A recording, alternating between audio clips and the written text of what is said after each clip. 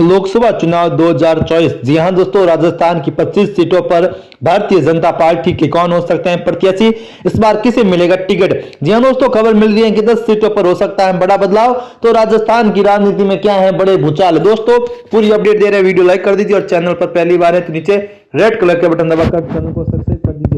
इस वर्ष लोकसभा चुनाव 2024 में होने जा रहे हैं। विधानसभा चुनाव में राजस्थान में फतेह करने के बाद अब बीजेपी लोकसभा चुनाव को लेकर अपनी रणनीति बनाने में जुटी गई है। सीएसी चर्चा है कि विधानसभा चुनाव के तहत ही लोकसभा चुनाव में बीजेपी हैरान करने वाली रणनीति सामने आ सकती है। लोकसभा चुनाव में बीजेपी किसी भी जोखिम उठाने से मूड में नहीं है। इसको लेकर सियासी गलियों में चर्चा है कि बीजेपी टिकट देने के पैटर्न में बदलाव कर रही है। चर्चा यह है कि इस बार कई सांसदों को टिकट काट सकती है। विधानसभा चुनाव की तरह बीजेपी राजस्थान में लोकसभा चुनाव में नए चेहरे को मौका दे सकती है। 10 लोकसभा सीटों पर बदलाव की चर्चा। राजस्थान विधानसभा चुनाव के दौरान बीजेपी ने काफी उलटफेर किए।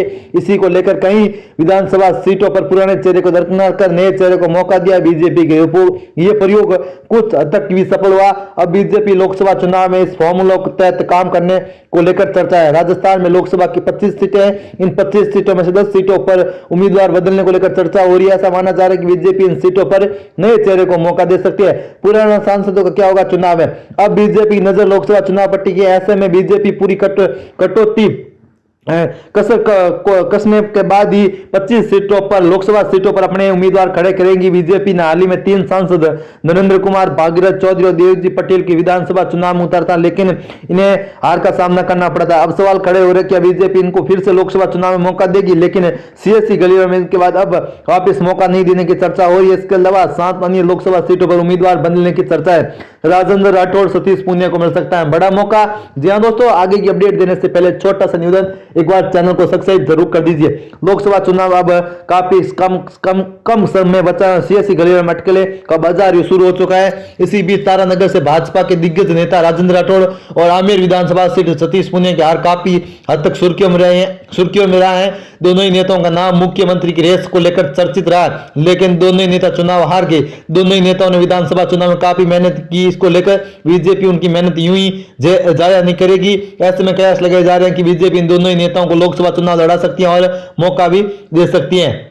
जी हाँ दोस्तों, 2024 में प्रमोशन या फिर जानिए क्या है इस बार दोस्तों बड़ी खबर है। दोस्तों इसके अलावा जो निकलकर सामने आ रहे हैं कि इस बार राजस्थान में बड़े बदलाव कर सकती है। राजस्थान की 11 सेफ सीट 11 कांग्रेस और बेनीवाल बन सकते हैं चुनौती। दोस्तों ये भी खबर निकलकर सामने आ रही है। राजस्थान में दोस्तों इस बार बड़े बदलाव हमें देखने को मिलते हुए नजर आ रहे हैं। राजस्थान में बीजेपी कांग्रेस के बीच सीधी टक्कर है और इस टक्कर पे पार पाने के लिए भाजपा मेगा प्लान दिल्ली में प्रयोगशाला तैयार हो रहा है। राजस्थान में भाजपा 2014-2019 में 25 की 25 सीटें जीती थी। अब भाजपा के पास चुनौती इस रिकॉर्ड को हैट्रिक लगाने की है। जी हां दोस्तों, पिछले यानी 2023 के विधानसभा चुनाव के नतीजे देखते हुए पार्टी राजस्थान की 25 सीटों में को 3 कैटेगरी में बांटा है, जिसमें 11 सीटें पूरी तरह से सुरक्षित सीटें जो कि दूसरे जहां भाजपा को बढ़ते हैं और तीसरी जहां पर भाजपा के लिए कहीं ना कहीं कांग्रेस और अन्य क्षेत्रीय पार्टियां काफी बड़ी चुनौती हो सकती हैं। एक कैटेगरी की बात करें तो इसमें 11 विधानसभा लोकसभा की सीटें आती है।